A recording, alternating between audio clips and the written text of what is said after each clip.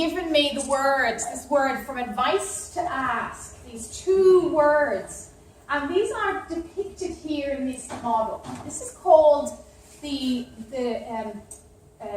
Edgar Schein's model of consultation. And he was a university professor and a business person. And he was working in universities as an academic. And his colleagues said to him, "What do you do when you work with business? It's quite different than what we all do, but you work with business as well as working in a university." And as a result, Edgar decided to use a model to help explain what he actually did and how different it was from being an academic to actually being a business consultant. And he came up with these three models that you can see behind me. And these models are on a continuum. They're on a continuum of advice to ask. And the difference here is how much of your client's knowledge do you use versus how much of your knowledge do you use. So on the one hand, we have an expert model here. And this expert model suggests that you use your client about 20% of the time, or less. You can see it goes right into a very thin corner there. You're using most of your knowledge and your expertise here. As opposed to the other end of the spectrum, which is the process model, where you're using your client's knowledge 80% of the time and your knowledge 20% of the time. And then we've got something in the middle. It's called doctor-patient, the doctor-patient model. We'll do a little demo of doctor-patient because it can be quite fun, actually, to sort of see what it's like to go to the doctor and how a doctor consults. But it's something in the middle. It's got a different sort of blend. It's a little bit of left and a little bit of right, yeah? It's a little bit of the two models coming together. Now, these models have pros and cons, they have consequences, they've got characteristics, different things that we would do in each of these models. And that's what I would like you to think about. Having had the conversation we've just had over the last couple of minutes, what characteristics would you say are in each of these models? If you're going to decide, okay, expert looks like this, you would be doing this, you'd be saying these things, you'd be using these skills, and these would be the pros and cons of that. Versus process, these are the pros and cons, this is what you would be doing, this is what you wouldn't be doing. So that's what I'm going to give you now. I'm going to split the room in half. I'm going to divide you all up. And on this side, I'm going to ask you to talk about, in your rows, talk about expert consultation. What does it look like? What are the pros and cons? What are characteristics and skills? And on this side in your rows, I want you to talk about process. Now I'm going to give you a tiny little hint, but I'm quite confident there's enough knowledge in this room for us to work it out. And on process, same sort of idea. What are some of the pros and cons and characteristics? What would it look like if you're using a process model? And then we'll work out doctor-patient along the way. Any questions? So, over here in your rows, have a chat. What do you think? How would you look at expert? What does it look like? What would you be doing? What are the pros and cons? Over here, process. Again, what does it look like? Have a chat, please. How would you define your area? Just 1 second. Thank you. And I think it is because that the client might not have the knowledge base in this area. That's why you need to apply this model. Yes. Okay. So the expert makes the decision. The client might not have the knowledge. Interesting. Lovely. Thanks so much. What else? What did you guys come up with? We think like there is both advantage and disadvantage. Oh yeah. But as far as start with disadvantage. Yes. They have an example and they have a template for the solutions. So when they get only 20% they don't think, they Yes. generalize Yes. the problem, they Yes. don't have a specific solution. Beautiful. Yeah. Yeah. Right. You've been there, haven't you? Probably on the receiving end of an expert. Many times. So it's really interesting. Experts often have a one-size-fits-all type model. You know, I've seen this problem before, this is what you need to do about it. And often it doesn't actually open up real problem solving, yeah, real unique, specific, bespoke problem solving, if you like, yeah. So and sometimes you need that. Yeah. What else did you come up with? Less time, less cost, more productivity. Lovely, really interesting. So now we've got some advantages, don't we? Expert actually is faster. It is very fast, so it means less time. It can actually mean increased cost. Why could it be increased cost? Because you're selling good knowledge, you will charge for. Absolutely, without a doubt. It's going to be, it's going to be expensive. Yeah, absolutely. We're not cheap. Exactly. So, in some instances, the buying in the expert can actually be more expensive from an organisation. But that can mean that in that urgency, the productivity can go up. Because you need the fast fix. Okay, we get the expert in, we pay them, and then hopefully we get the right answer, whatever it might be. So pick up, beautiful. What about yourself? Sometimes I think when you go to a consultant, you might just have the answer in your mind, but you don't have enough confidence to believe that your answer is correct. So Lovely. you may go to a consultant to double check Yes. whether it is correct or Right. should. Excellent. Great stuff. Beautiful. Right.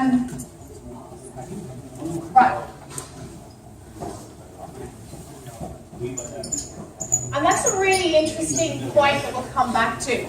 Who has got the best answer and where does that actually come from? So lovely. Well done. Thank you so much. And what about yourself? Right down the back corner. Yes. Great stuff. Beautiful. So here we've got that advice word again, and it's lovely to put it up there. It might be intelligent. There might be a bias there. All expensive external consultants are intelligent. You would hope it's true, but it's not necessarily always the case. But advice nevertheless. Other words we could use would be directing and telling. Expert consultants tell a lot, say a lot, direct a lot, give a lot of information. And in that, it does mean that it's fast and it's focused. One of the things that we also often associate, you're laughing, aren't you? The IT consultant is typified. The IT consultant here. So pros and cons that we actually have. Fast and focused. Don't involve our client as much. And an interesting point in here with expert is that the consultant leaves with the expertise. So in terms of increasing knowledge, transfer of knowledge, education from the client's point of view, it's limited. Which means next time that client has that problem, what will they need to do? Rehire the expensive external consultant. It keeps me in states and food. But it does happen, you know, there's a constant need there for dependency and going back and rehiring that person. So pros and cons of our expert. What about over here? What about the process? We might start from down the back. What about yourself? In the process consultant, I believe that the client will have more say. Yes. And they'll have an idea about what the problem is and how solutions will be offered. Lovely. Great stuff. Rather than being ambiguous about the solution being offered. And now what we've just identified is that when we're consulting, there are two parts to it. There's the actual problem and there's the solution. And this is quite important when we start to sort of look at these particular models. In this case, our client is involved both in defining what the problem is, plus looking at the solution. And this is a crucial difference that process has to all of the other models. So well done. Probably just pick up.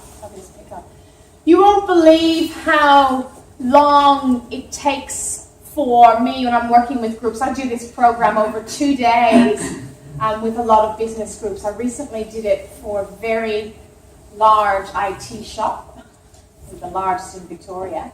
It was a mix of different people from across the business, not necessarily IT, but just different business partners.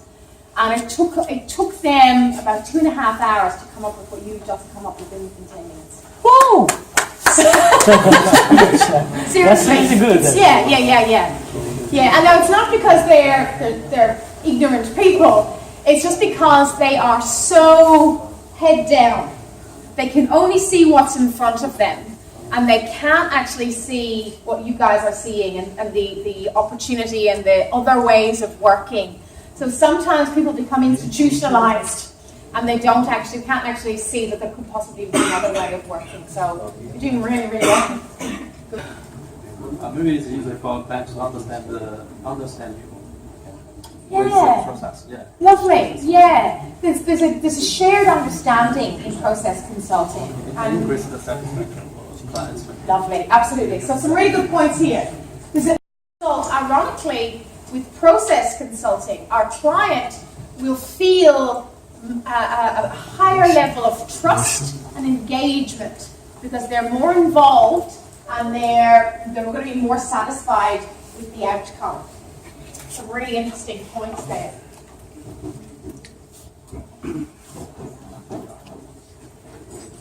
Okay, thank you. And what about over here? Would say like it's more kind of a participation kind of event. Yes. Where everyone is valued, their voices are valued, and they come up with much better ideas. Yes.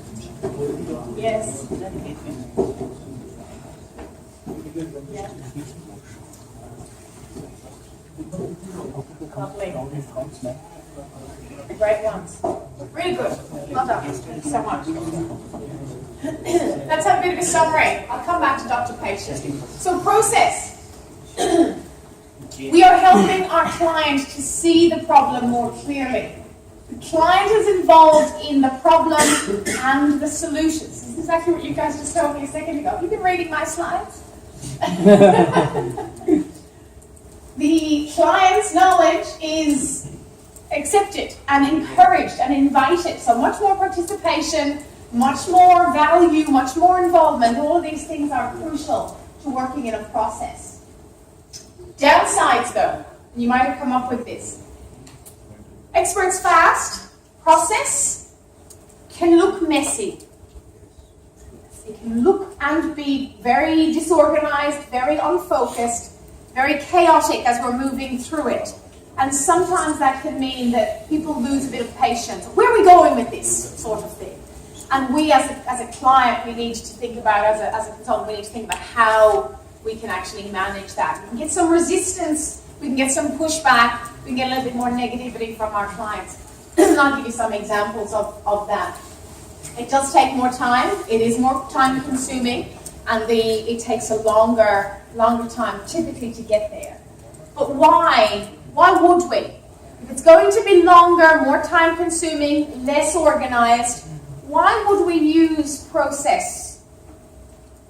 Yes? If you give the client independent and he can solve the problem again if it arises. Lovely. It empowers the client rather than being independent or accountable again. Lovely. Absolutely. You got your slides. Well, no, that's a really interesting point. That's a really interesting point. And it's a false economy. Yeah. We think we need the expert. Over here, we absolutely know we need them, but not for the same problem. For more challenging, more interesting, more complex problems. The stuff that you actually want to really do. I'm sure once you've actually designed one thing or fixed one business problem, you'd like to move on and do different work. That's what this gives you. So the irony is, if we stick with this model, we'll get the same problem again and again. And it gets really frustrating. Let me give you an example. I worked with a niche marketing company. They're a lead generation company, mainly for the IT industry, but they do a lot of lead generation for channel partners and so on. And the business has challenges, like a lot of business, communication, management, leadership, all those normal sorts of challenges. I go in, I help out, I spend some time with the team, I find out some of the challenges, I put forward what I think are some ways to look at it, what things we could do, what things the manager needs to do, all those sorts of normal things. About 9 months later, the manager phones me again, the owner of the business phones me again. He said, Jill, you know the way you came in here before and you talked to people? Well, I'm calling you because I'm a bit busy at the moment and I just want you to come back in and talk to people again. Because I don't have time. Yeah, it's not a priority for me right now. There's so much going on with the business.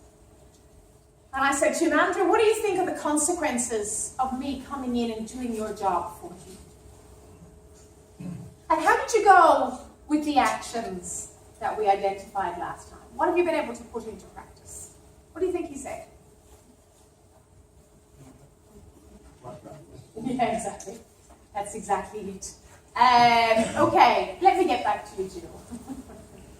And this is the classic example where sometimes we need to be careful about our client becoming dependent and understanding what our role is and what their role is. You work with business people all the time. You can't do their job for them. You can't get them to operate a fabulous CRM system or a great infrastructure or whatever it might be. They've got to take ownership. They've got to take that ownership. And with process consulting, we increase the chances of taking ownership. But ultimately, we can't be held responsible for that. I remember very early on in my career doing a massive piece of work. I analysed the IT, the technical skills, and the behavioural skills of a large state government IT department, and presented a report to the CIO. And the CIO never even opened the report. I know that for a fact. Now I can't be held responsible. What they do with your outcomes, we have to understand that it's up to them. Yeah, we have to understand that. And in some cases, we have just got to understand that their clients are their own worst enemy in some instances. All we can do is get them to think a little bit differently about the consequences of doing that versus doing the other. But ultimately, we have got to understand where our role begins and our role ends as well. So just some of the challenges, I suppose, with working. So if that's what expert is, and that's what process is, what's doctor-patient?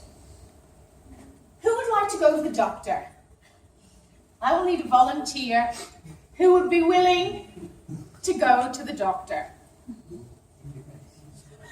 You can choose your ailment. You're happy to choose your ailment? Yes, I'll be the doctor, you can be the patient. Deal? What's your name? Ram. Ram. So, Ram, thanks for coming to visit Dr. Jill today. Tell me, what seems to be the problem? We got a patient here. Problems are when the session gets over. But I'm a doctor, a medical doctor. So what's your ailment? Finding solutions for one problem is we're hungry. You're hungry. Okay. All right. And how long has this been going on for? 3.5 hours. Okay. And how is this hunger affecting your life at the moment? Just stressing. Stressing you. Okay. Right. So the hunger is stressing you. Not stressing. That must be quite difficult to deal with. That's not quite. Okay. But somewhere it's concerning me. It's concerning you. Okay. What is it that's making you feel concerned? I'm getting consultation, so I just came here for the counseling. Okay. All right.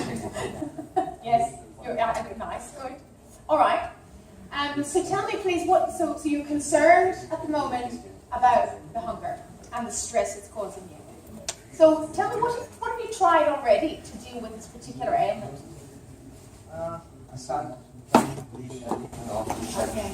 But in extending Mhm. fresh here. Yes. You have time. Right. With no food. No food. Okay. Before I reach here, my friends had all the sandwiches. Okay. All right. So all the sandwiches were gone. Okay. Well, listen. Let me give you some advice, Ram. Now that you've come to the doctor for help with your hunger ailment, my recommendation would be for you to pack an evening snack. You know, for example, see, I had the same situation. I had a workshop that I was talking to this chap over there, a workshop at a school this afternoon with some audiovisual technicians, and we didn't finish up about 4:45 or so, and I was coming. So for me, it was my trusty apple, a little handful of popcorn, and that will see me through. Look, the coincidence. Even I had an apple. Did you? My colleague was hungry and he took it in lunchtime. So it's just Maybe there's something else you need to think about, Ram, here. It seems to me like... much more better idea. Okay, okay, so you're feeling better now about the hunger. I'm not feeling much better now. You're still hungry? Conversation made me more hungry. I'm not surprised. I'm not surprised. So, okay, so should we keep going with the solution? Trying to come up with a solution for you? Yeah, okay. So, another solution might be that you need to eat more at lunchtime. Eat delicious pizza, This is done made by pineapple on it. What do you think? That's what you want? Okay. So, okay, well, that sounds like a good idea too. Maybe try that. Yeah, lovely. Good stuff. Thank you very much for coming to the doctor this evening. Thank you. Thanks for being with me. A free as a consulting image, what did it look like? rapid fire question. Rapid fire questions. Thank you. Yes, rapid fire questions. In that rapid fire question, what stage were the questions delivered? So there were some open questions used. And at what stage of the consultation were there open questions used? Initial, lovely, absolutely, at the start.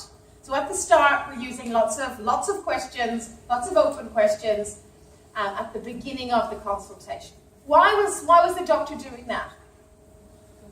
To know more about the To problem. know more, absolutely, to know more about the problem. I have no idea why Ram's coming, so I've got to find out. We've got to ask, we've got to inquire, we've got to uncover. Now, as well as the questions, what other techniques were used? Brainstorming. Okay, now, so Listening. listening skills. We'll come back to the brainstorming. That's interesting. But listening skills. Tell me exactly what sort of listening skills were used. Well, you have to confirm with him that is what he said. You have to clarify. Yes. Mirror. Mirror. Clarify that. Lovely. And what were some of the components of that clarification? What did I actually do? Personal examples, Right? Like? like what you have already.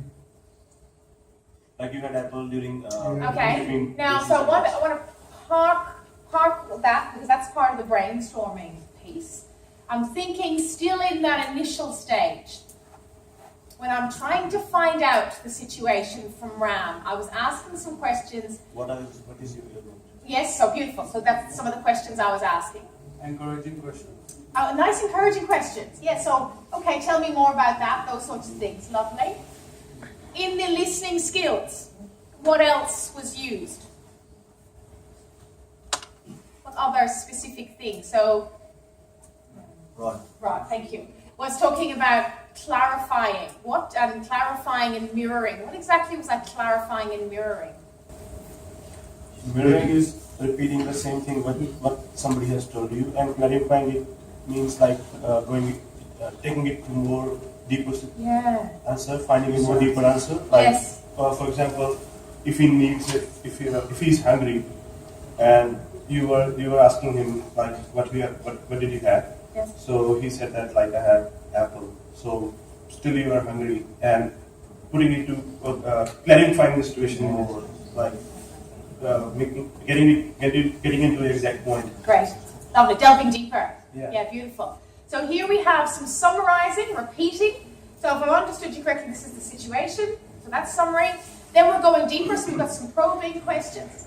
And then there was one stage of the conversation where I said, sounds like that's a pretty challenging situation, a pretty stressful situation. What's that? Empathy. Lovely. Well done. Empathy. Yeah, absolutely. And this is really interesting. In consulting, when we listen, we use empathy. And this is taking it further. We're actually picking up on what technically is said, but then what else is conveyed. How else do people and clients convey information to us apart from the actual words they say? How else? Non-verbal gestures. Non-verbal gestures. Lovely. Like? Body language. What else? Tone of voice. Tone of voice. Beautiful. And I'm sure I've looked at this with you before, but let's just clarify. How much is communicated through our body and through our tone of voice? What percentage do you think? Forget? That's okay, that's what we're...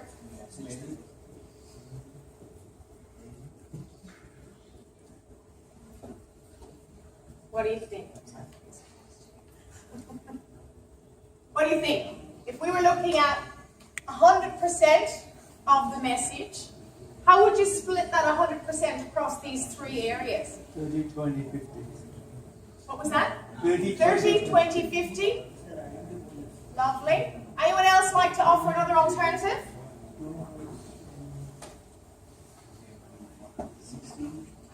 60 for body language?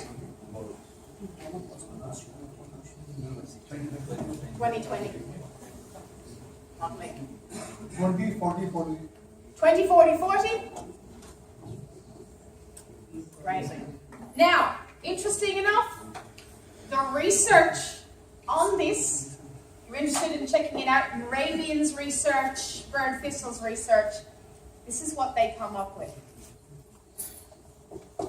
7% of what we communicate comes via our words. 7%. Which is shocked. You spend all that time perfecting your words. Close, well done. 38% is through the tone of our voice. And that leaves us with 55%. Yes. So when we think of, yes, please. According to this scenario, do you think that a person who can't speak can convey the message much better? Well, I guess it's not saying that words are insignificant. Well, but it covers a major percentage. Like, without words, the body language is the words that are which should be given importance rather than yes, body language and the tone of voice adds the impression to the words, but without words, body language and tone of voice is nothing. I guess it depends on what you're listening to. So, are we listening to the feeling and the emotion, the fear, the concern, or are we listening to pick up specific information? If that makes sense. Yeah, pretty specific information. Yeah, that's different. Words, that's a lot. Absolutely, without a doubt. Yeah. But when we're consulting, in those situations, there's lots of things that our clients won't communicate verbally. They might not even realize. Let me give you an example. I did some work with a sporting organization a couple of years ago, meeting the CEO, and they had awful problems with people and HR and all sorts of things. And I was sitting down chatting with this particular person. He was giving me a list of all the issues that were happening in the organization, and people weren't communicating, and people weren't getting along, and all those sorts of things. And I was sensing that there was something else. And I just said to him, I'm feeling here that there's something else. So tell me what else is going on in this business. I'm not going to actually like what he said, but and he said, you know what, Jill? Our IT systems are really bad. Now, particularly it's a sporting organisation, so they had to interact with their customers through an interface, which was very dysfunctional, not very user-friendly. And of course, that was causing issues. We're getting more phone calls, we're getting more complaints, and that was having an issue internally. And if I hadn't picked up, I mean, it's irrelevant that IT systems and the website interface has got nothing to do with people in terms of the traditional sense. But if I hadn't picked up that there was something else there, and that wasn't something he said, but actually something in terms of the way he was, I wouldn't have found that out. And I wouldn't have been able to actually make sure that we dealt with the whole issue. I would just be looking at parts of the issue. So you're right, we do have to listen for specific information. And then we also have to listen for everything else, what is not being communicated. Or what is being communicated through, as you say, the non-verbal cues, the tone of voice, the body language.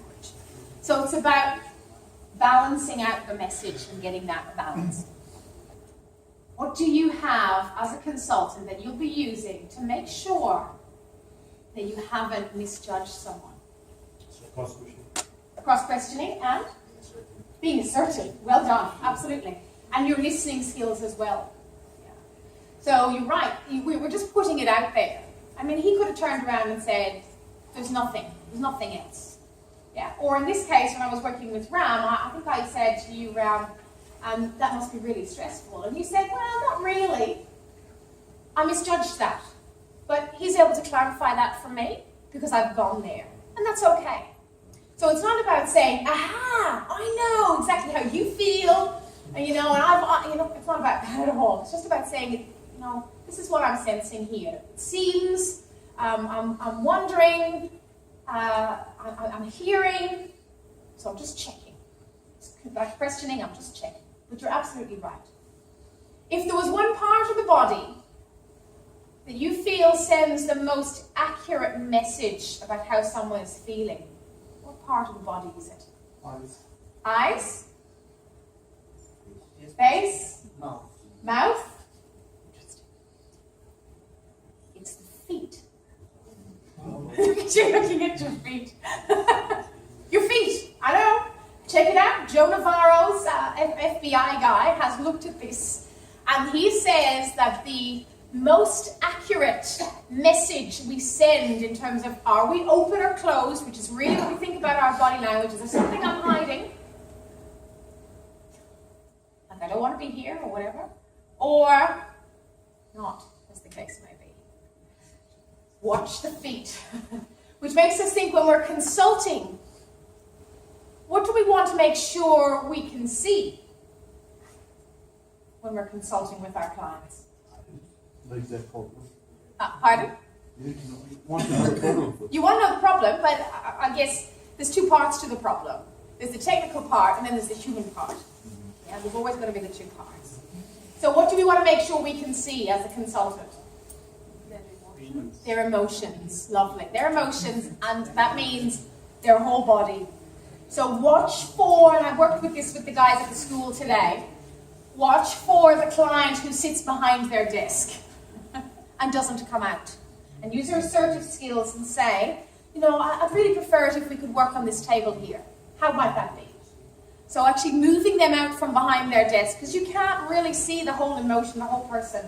So let's get them out and let's actually open it up and get a conversation going as much as we possibly can. So in our doctor-patient model, we have the initial conversation, which involves two main things: asking questions and using listening skills, summarizing, clarifying, using empathy, and listening for the emotion. That's 50% of doctor-patient. Then, what did I do as the doctor with Ram? What did I do? Giving solutions. I gave him solutions. How many did I have to give him? There were several. Yeah, there were several, because the first one didn't work. Which highlights one of the problems with using a doctor-patient approach. We have gone so far to actually find out what the problem is. And now, we've just jumped right into the trap, which is giving the solution that we think is the best. And all of a sudden, it's, no, that's not going to work. Oh, no, I tried the apple. And now we've lost it with our client. So the concept here is, why would we even go to doctor-patient when we can stay here and find out, is there anything that our client knows already Is there anything that they actually have in their minds that might actually help them solve the problem? Now, if they don't, no problem. We can move into doctor patient or expert, which is 50% of experts, 50% of doctor patient. So, initial doctor patient, the first half is process, second half is expert. And it's very much like what happens at the doctor.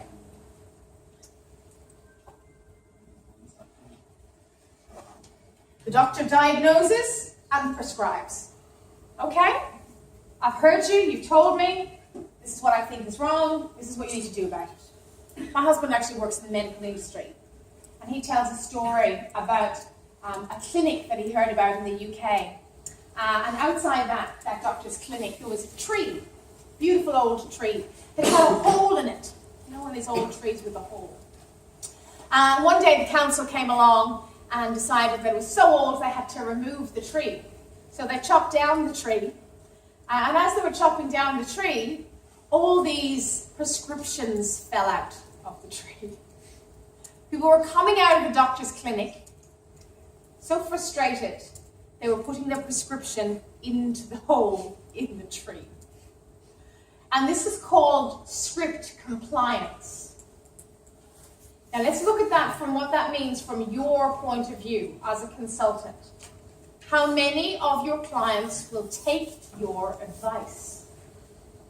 Some of them may, but many of them won't.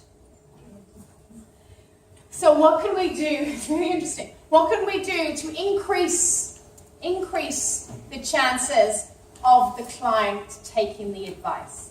So let's now go back to the conversation we had with Graham. I've worked out that his ailment is hunger.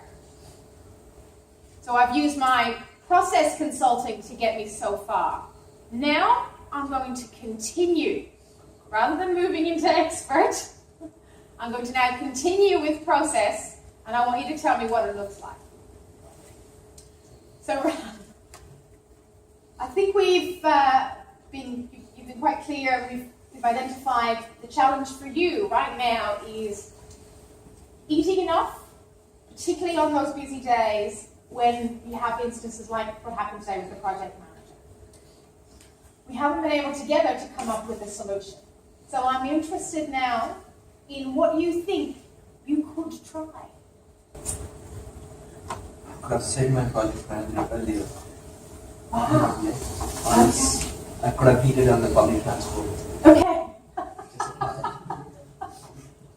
And how do you think either of those solutions might work for you in the future? It's valid. Yeah? So they could work. That's sure. So what might you do next time? I have an extra. Extra apple. Okay, well I'm very impressed here, Ram. You've been able to come up with 3 solutions. Talk to your project manager to manage that time better. Have an extra apple. And then the other one was eat on public transport. Great stuff. Now what's just happened there? The same thing which happened with that clinic in UK. Absolutely. Because you gave him to ask, to have apple. Yep. It's better to specify his timetable, Yep. his routine, Yes. instead of advising So him who's- prescription. But who's come up with the extra apple though? Who's come up with these 3 solutions? Absolutely. Absolutely, the client has. Now what is that going to mean in reality? What is that actually going to mean? In reality, he tried that solution already and it didn't work. Which solution did he try? Apple. Did he have an extra apple? No, it doesn't matter. So you should have said McDonald's. That would have worked. There's a lot of assumptions there. So, but the thing is, A lot of assumptions. yeah. So the thing is, the solution should satisfy the customer's or client's need. Who needs to come up with, in a process consulting model, who needs to come up with the solution? He needs to make up his mind. Absolutely. Yes. Absolutely. It's But yeah. the thing is, Sorry, the right. thing is, That's not very nice. the thing is that doctor, he has to manipulate Okay. the customer to go into that solution or to reach that point of. Did I? Did I manipulate? To some extent. What would you, so some people are saying no, some people are saying yes a little bit. What do you mean by no? Well, Well, he suggested the solution, probably the next step we're going to do is try to say what's the disadvantage. Nice. Disadvantage And of absolutely. each solution. Because probably if he's going to bring an apple, extra apple, and then needs to buy an apple, so he's going to carry two. So what if the other one? Absolutely. Great stuff. So now I'm going to workshop the solutions with you. And that can Yeah. decide. Yeah. So I might have planted the apple seed earlier on, but it's very interesting. The very first thing that Ram said had nothing to do with food. It was very much about actually talking to the project manager. Does that make sense? So yes, the apple is still there, but ultimately these three options are wholly coming from Ram, which means he's worked it out for himself. Now, what is that going to mean in terms of the result and the behavior? What's that going to mean? Who owns the solution now? So I'm the consultant, you're the client.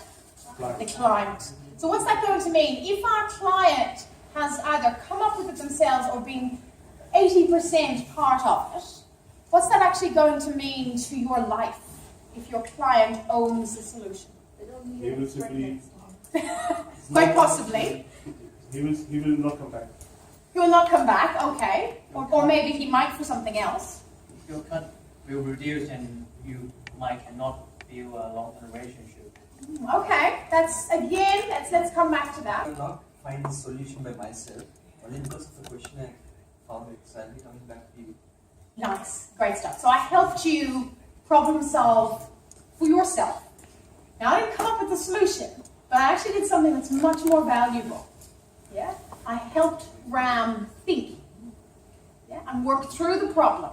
So we actually, it's not so what we have identified here is not so much the technical advice, because you know what, anyone can give the technical advice there, any old person. But that's not the valuable thing, because every time I gave some technical advice about what he should do, it wouldn't work for him. But the value is in allowing that individual to take some ownership, come up with their own solution. It's still, in this case, it's still fit for purpose. But then that's going to actually mean that there's more likelihood they're going to accept and want that solution. And maybe I can come in and do my piece to help him with that. Next time, he's going to come and say, hey, Jill, you know, I have another problem. Can you help me with it? I don't want you necessarily to do it for me, because, of course, whose problem is it? It's Ram's. And your client's problems are your client's problems. Peter Block's definition. Consulting is when we're trying to influence, but we do not have direct control over it. You think about all the business problems you are trying to solve. They are business problems, owned by business owners, owned by project sponsors and project clients, not owned by you. You can help, you can consult, but ultimately they need to take ownership of that problem. Otherwise, we find ourselves in a very frustrating situation where we're thinking, I'm doing all this work, no one cares. I'm doing all this work, no one's listening. I'm doing all this work, no one's implementing, no one's putting anything into practice. And therefore, we're actually not having a sense of future direction, and our client won't come back to us. So it's a bit of a false economy, a bit of an interesting one to think about it.